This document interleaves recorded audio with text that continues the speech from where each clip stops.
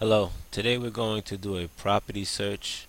And what I mean by property search is we buy property and we need to get the owner's contact information in order to contact them to buy property.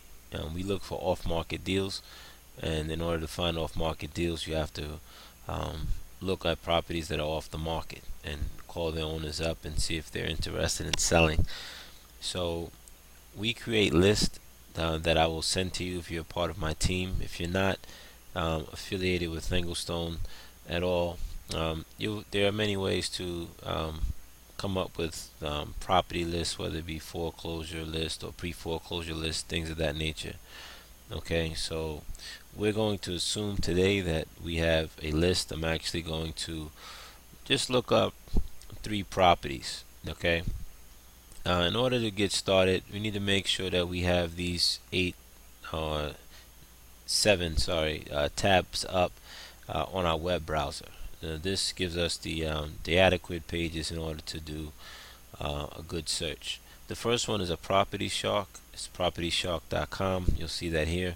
I'm focused on the New York City region. They do have other regions as well. This is the only web page that's actually a paid subscription. All the other websites that I pull up are 100% free.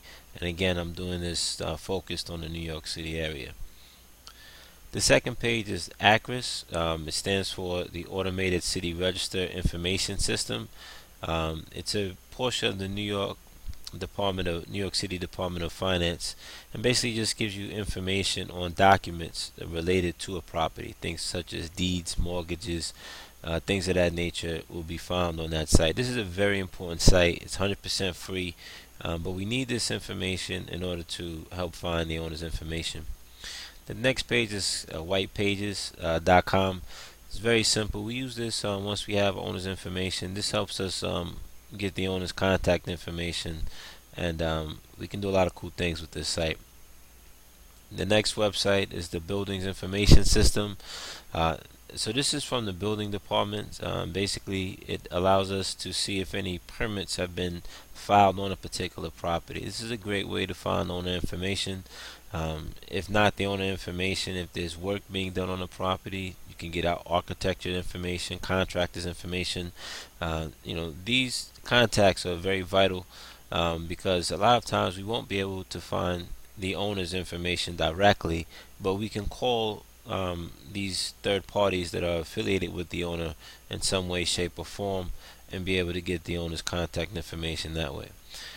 And the next one, this is for the property taxes. So this is basically part of the NYC Department of Finance as well. It's the assessment office. So this allows us to actually view the tax bill. So a lot of times you notice that a owner doesn't live at a property, but they're paying the taxes on the property. That bill is being sent somewhere, and what this allows us to do, it allows us to actually find out where that tax bill is being sent. It's an alternative method of finding contact information for the current owner. Okay, this is the New York Department of State. This is a business search, so we can actually put a business name in here and actually search. This is important because many properties, particularly investment and larger properties, are held under a limited liability company or an LLC, and this would help us find the owners of that particular LLC. So this is a very important page as well. And the last page is just a generic Google search. Okay, this Google search is you know once you have information, particularly let's say you get a lawyer's information, you can just come to Google directly and search that lawyer's name, and usually they come up with something pertaining to that lawyer. But this is always a very helpful page, and I've tried to put them in order of importance. Um, it may be a little off, but I try to go from left to right in order of importance. Okay, so we're going to start with the Property Shark. If you don't have a subscription to Property Shark, I suggest you get one. You also, if you're in the New York City area, you can also use Geodata Direct, which is also another great service. I prefer Property Shark. It's just a little bit more detailed information, more up-to-date pictures. But Geodata does have its advantages as well. But either way, you can perform this exercise with either one of these property databases. Okay, so I'm just going to pause for a second. I'm going to log in. If you see here, you'll see a login information right here. If you're on my team, you'll be sent the links to all of these websites. You'll also be sent login information for Property Shark in order for you to log in and start doing research on the properties that I send you and the list that are created. Great. So now we're back in the Property Shark. I've officially logged in. The first search we're going to do is for 189 East Meshulah Parkway. So these are the three properties that we're going to do a search on for today. If you're working with me, Thanglestone, these are the pertinent keys of information that we need: the owner's name or contact name, a phone number, address, and potential notes. A lot of times we're not going to be able to get the owner's name, or not necessarily the name, but we're not able to get their contact information, whether it be an address or a phone number. But if we have a lawyer, if you have a contractor, anything that can help us, get in contact with that owner, that's pertinent information, and that would go obviously in the notes section over here. Okay, so we're going to go back to Property Shark. It's 189 East Meshulah Parkway in the Bronx. That's all you have to do. If you notice, this region is already New York City. Okay, so once this comes up, we notice that it's some cool information we get here. Get a nice picture of the property that's in question. We also have, the block and lot. This is very important. This is something that we're going to need going forward. So you probably want to write this down, or at least put it to quick memory. And we have a little bit of information pertaining to the lot, some of the zoning area. But if we look at the last sale, we notice that the last sale was on 5/31/2007. Property was sold for $1,100,000, and we have an owner here. All right, I want you to take note that this owner is a company. Okay, obviously there's a person behind every company. Okay, having a company name by itself is not good enough. We're going to need a contact number. If you also notice here, there's an address here that's separate from, there's a different address from the property. So this may be something that we use. I don't know yet, but it is something that you may want to write down in here, just to say, okay, we have an address.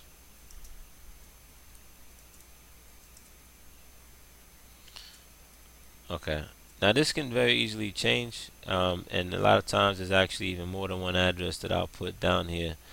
But this is an address that has come up, so we're going to write it down here. If you scroll down a little bit on Property Shark, they have more information.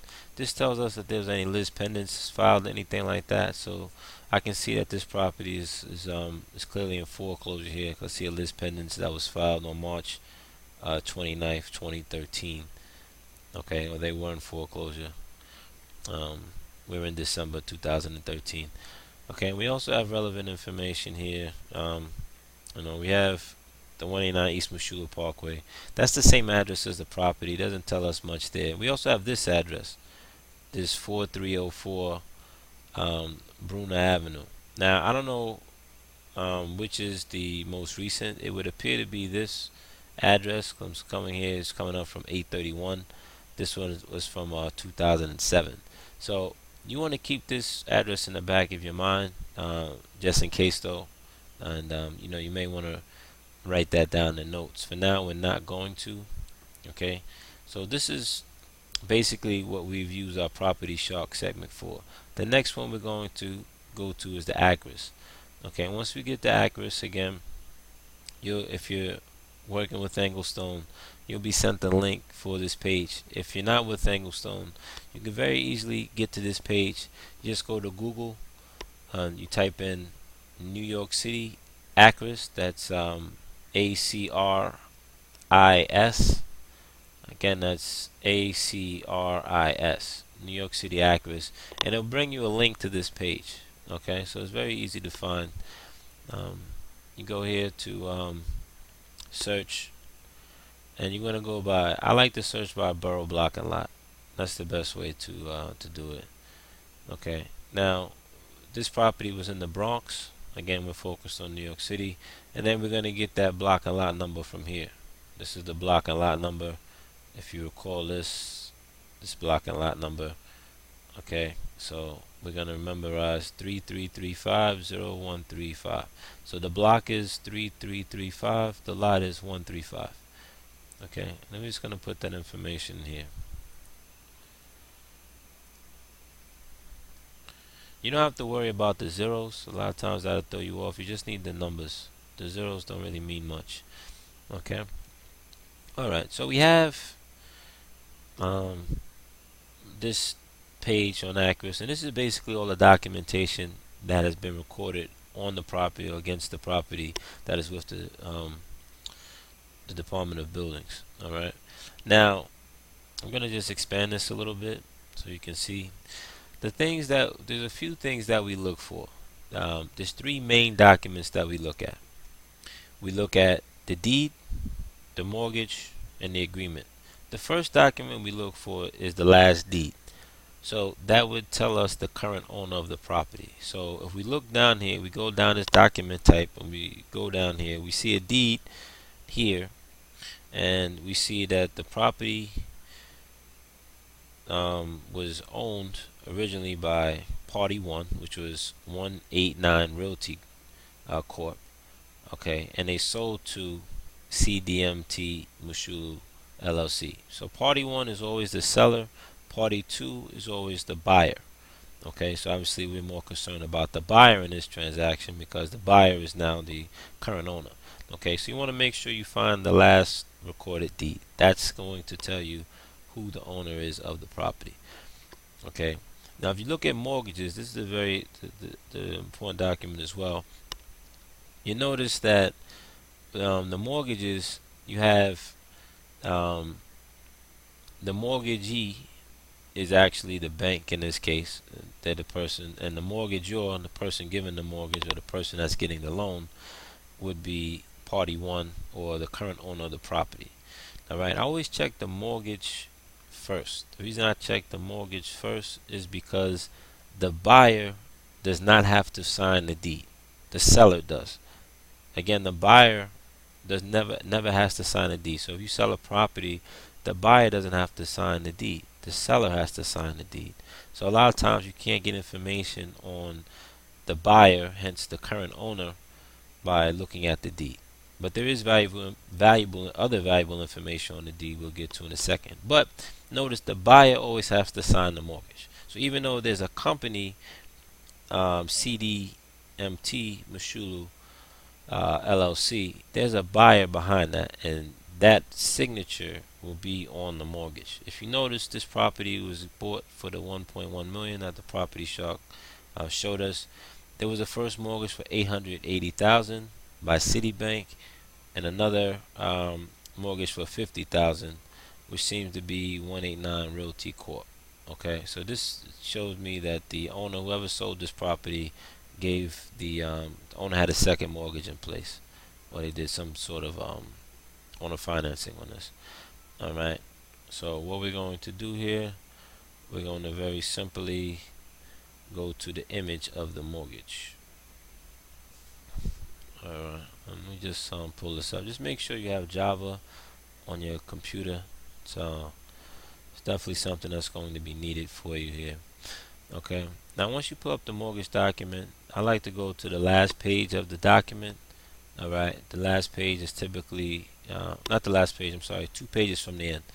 The reason being, the signature is usually towards the end of the document. Okay, so if, in this case, the document is 34 pages, the mortgage. So I would go to page 32. I would type that in here, and I would hit enter. And I would just minimize this, and then I would just work backwards to see where I see a signature. Alright, I'll just go back, keep clicking the back arrow. That's a notary. I don't, so that's not what we need here. We need a signature for the buyer.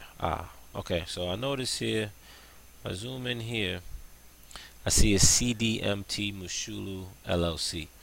Okay, and if you look here, the owner here is a